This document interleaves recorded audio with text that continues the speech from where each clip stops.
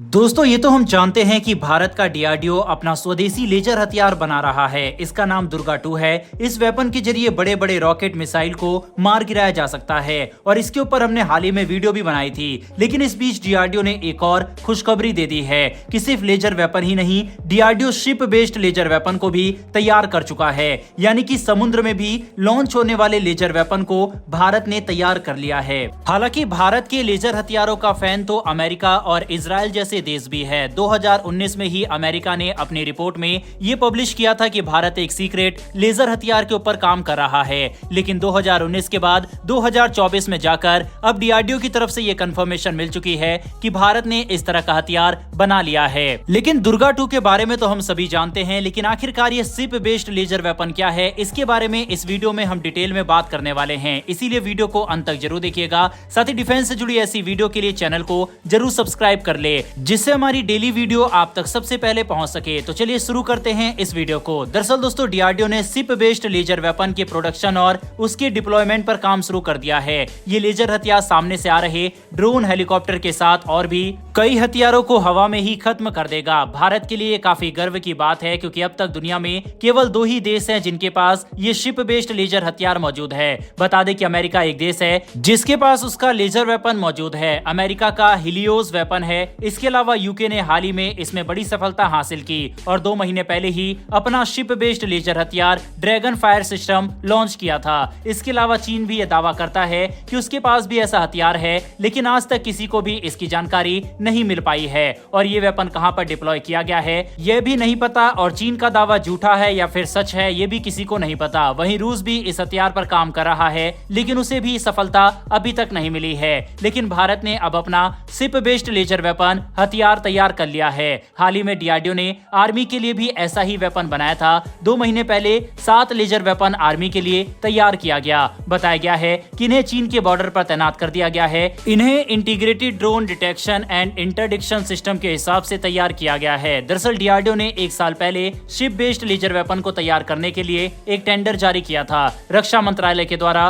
कहा गया कि भारत DAP 2020 प्रोग्राम के तहत लेजर वेपन बनाना चाहता है। 30 किलोवाट के लेजर वेपन का टेक्निकल नाम ship borne laser weapon system दिया गया। रक्षा मंत्रालय के टेंडर के जारी होने के 1 साल बाद ही भारत ने इस क्षेत्र में एक बड़ी कामयाबी को हासिल करते हुए अपना शिप बेस्ड लेजर वेपन तैयार कर लिया है। डीआरडीओ की तरफ से ये कहा गया है कि उसने 30 किलोवाट के इस हथियार के ट्रायल्स को पूरा कर लिया है। जल्द ही इसके मास प्रोडक्शन और यूजर ट्रायल को भी कंडक्ट करके इसे डिप्लॉय किया जा सकेगा। बता दें कि डीआरडीओ के 2 लैब इस लेजर वेपन पर काम कर रहे हैं। इसमें एक है चेस यानी कि centre for high energy system and science और दूसरा lab laser sciences and technology centre है। भारत के ship borne laser weapon system की बात करें तो ये अपने आप में काफी खास है।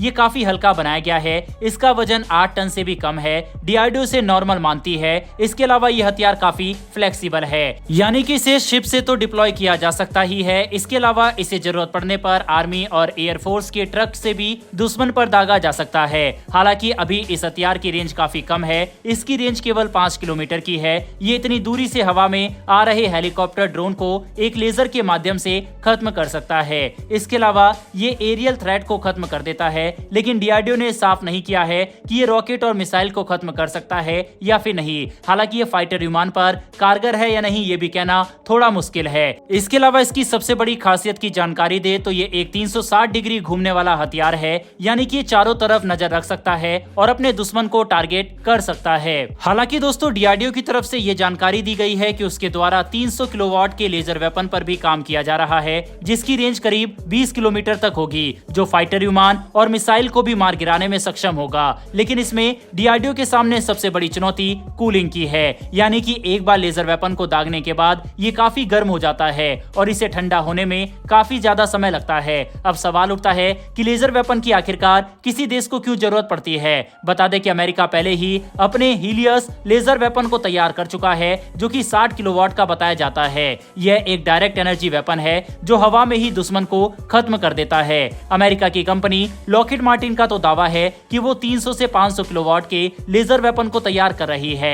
इसके अलावा केवल हवा से हवा में दुश्मन को खत्म करना ही नहीं, लेजर वेपन को फायर करने में खर्च भी काफी कम आता है। ये काफी ज्यादा कॉस्ट इफेक्टिव है, इसको फायर करने में एवरेज 3 से 5 डॉलर का खर्चा आता है। वहीं पर अगर मिसाइल से दुश्मन के हथियार को नष्ट किया जाए तो उसमें 50,000 से 1.5 लाख डॉलर तक का खर्चा आता है। पैसे की बचत के हिसाब से ये काफी अहम माना जाता है। इसके अलावा लेजर वेपन की किल प्रोबेबिलिटी भी 100% है। भारत केवल दुर्गा 2 या फिर शिप बेस्ड लेजर वेपन पर ही काम नहीं कर रहा, इनके अलावा भारत का डीआरडीओ आदित्य काली पर भी काम कर रहा है। साफ है कि भारत धीरे धीरे अपनी आर्मी को और भी ज्यादा अत्याधुनिक बनाने के ऊपर काम कर रहा है और इस तरह के अत्याधुनिक हथियार बनाने वाले डीआरडीओ के इन साइंटिस्टों के लिए कमेंट बॉक्स में एक जय हिंद जरूर लिखिएगा। इन्फॉर्मेशन और वीडियो पसंद आई हो तो वीडियो को लाइक करके हमारी आने वाली डेली ऐसी वीडियो के लिए चैनल को सब्सक्राइब कर बेल नोटिफिकेशन को जरूर दबा लें। फिर मिलेंगे ऐसी एक नई वीडियो के साथ। धन्यवाद। जय हिंद।